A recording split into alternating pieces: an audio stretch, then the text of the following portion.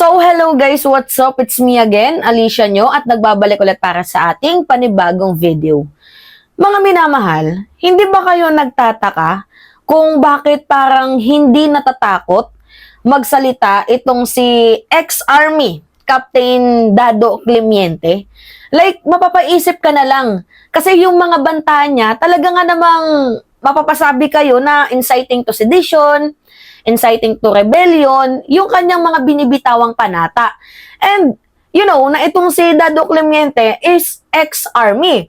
Na, syempre, di ba pwede siyang makasuhan sa kanyang ginagawang pagbabanta? Although ngayon, kinasuhan na siya ni General Torre. Pero, have you ever wondered na kung bakit hindi natatakot itong si Dado Climiente na magbitaw ng threat, magbitaw ng mga banta dito sa ating presidente? Like, nag-uudyok siya mga minamahal na ganito yung gawin ng taong bayan, magpi-people power tayo, papatay namin yung presidente, pag meron lang humudyat sa grupo namin, lulusob kami sa Malacanang, 40 million yung mga DDS, tapos meron pa siyang binanggit dati noon, yung kumakain ng utak, 'di ba?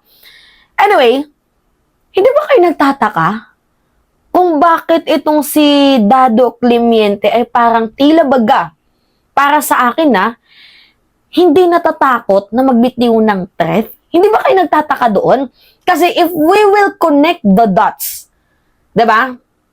Remember, nung nagsalita itong si Vice President Sara Duterte na papatayin niya daw ang presidente, papatayin niya daw si First Lady, papatayin niya daw itong si House Speaker, ang unang pumutak, mga minamahal na naging miyembro ng Armed Forces of the Philippines ay itong si Dado Climiente. Siya yung pinakaunang pumutak after, 'di ba, na magbanta ni Vice President Sara Duterte. Ano yung sabi ni Dado Climiente? Subukan nyo lang na i-impeach yang si Vice President Sara Duterte. Dahil kung i-impeach nyo yan, papatayin namin ng presidente. Inaantay lang namin yung hudyat. So ngayon, yung pinakatanong ko dito, sino yung humuhudyat sa kanila? Diba? Nagigets nyo ako? Itong video na to, mga minamahal, paulit-ulit ko na po itong piniplay. Pero, namnamin nyo ulit namnamin nyo ulit itong video ni Dado Climiente na may sinasabi siyang hudyat. Kanino nang gagaling ang hudyat? Kaya mapapaisip kayo, kaya ba matapang itong si Dado Climiente? Because maybe miyembro siya ng Davao Death Squad, or you know, kung hindi man siya miyembro ng Davao Death Squad, isa siya sa mga mafia, or kung hindi siya mafia, isa siya sa mga bayarang killers. 'Di ba? Ni Vice President Sara Duterte. Baka lang kasi mapapaisip kayo hindi siya natatakot. 'Di ba? Alright, ito namnamin natin ulit itong kanyang binitawang threat sa ating presidente. At ngayon, medyo mapagtatanto natin na bakit kaya ang tapang ni Dado Climiente? Ano yung meron? Sino yung nagpapalakas sa kanya? Sino yung nasa likod ni Dado Climiente? Nagigets nyo ako, mga minamahal? Alright. Ina ninyo, hindi nyo kami matatakot. Kami mismo sa FGF, hindi nyo kami matatakot.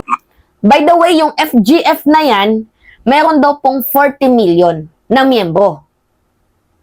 So, sa 40 million na yan, meron daw po doon % ng mga killers. Yan yung sabi ni Dado Climiente. Dapat hindi lang inciting to sedition yung kaso dito.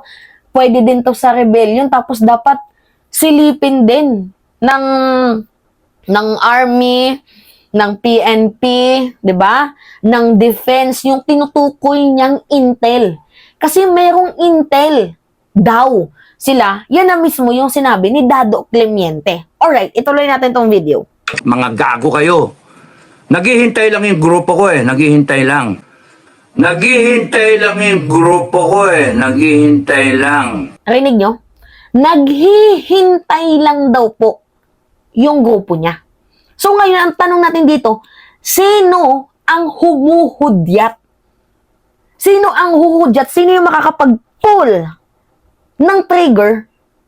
Para kumilos sila. Kasi ang sabi ni Dado, naghihintay lamang daw po sila ng hudyat.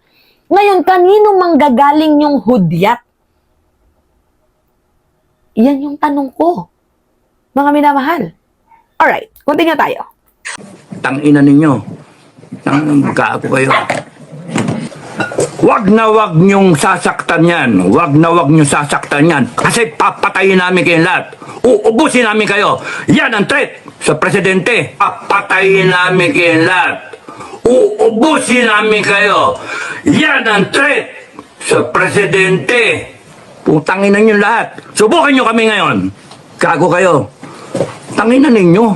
The only reason kaya kayo nandyan is because yung taong bayan tanga. Hindi kumikilos. Hindi the people of the Philippines cannot get their acts together. The people of the Philippines do not know their power. All power emanates from the Filipino people. All power. Alright.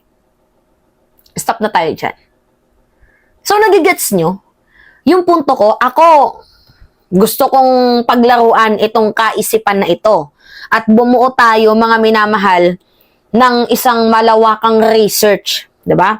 Kasi, unang tanong natin dito, bakit ganyan magsalita itong si Dado Clemente na parang wala siyang kinakatakutan? Wait lang, may nag-message sa akin. 'Di ba? Na parang wala siyang kinakatakutan. Pangalawa, sino yung inaantay nilang maghudyat? Kasi ang sabi ni Dado Clemente, yung grupo namin, inaantay lang namin yung hudyat. Sino yung humuhudyat? 'Di ba?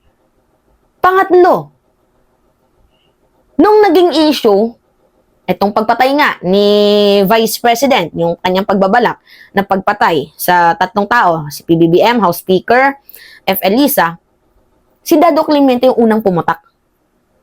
So ngayon, ang tanong dito, si Dado Clemente ba ay miyembro ng Davao Death Squad?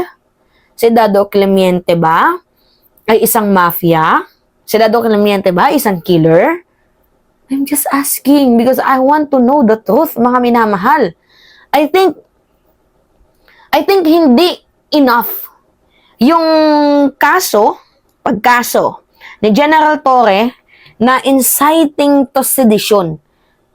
Kasi paulit-ulit po, mga minamahal, if we will base dito sa balita, CIDG Chief Brigadier General Nicolas Torre files inciting to sedition complaint versus ex-Army Captain Clemente Dado Enrique at the DOJ. Alright. The complaint stemmed from Enrique's anti-government statements. Alright. Ngayon, nalinawan na ako. Statements. So, walang sinabi dito in the specific video. So, meaning, babalasahin lahat ng statement. Lahat ng video na ginawa ni Dado Clemente, I think. Kasi sabi dito, the complaint stemmed from Enrique's anti-government statements online through his YouTube channel, Pinoy Survivor. So meaning, babalasahin lahat ng kinontent ni Dado Clemente at isa-isahin, siguro, I think, maybe, yung ginawa niyang pagtitreat. Okay yun para sa akin. Mga minamahal, okay yun na masampulan itong si Dado Clemente kasi even me, diba? Anong ginawa ko?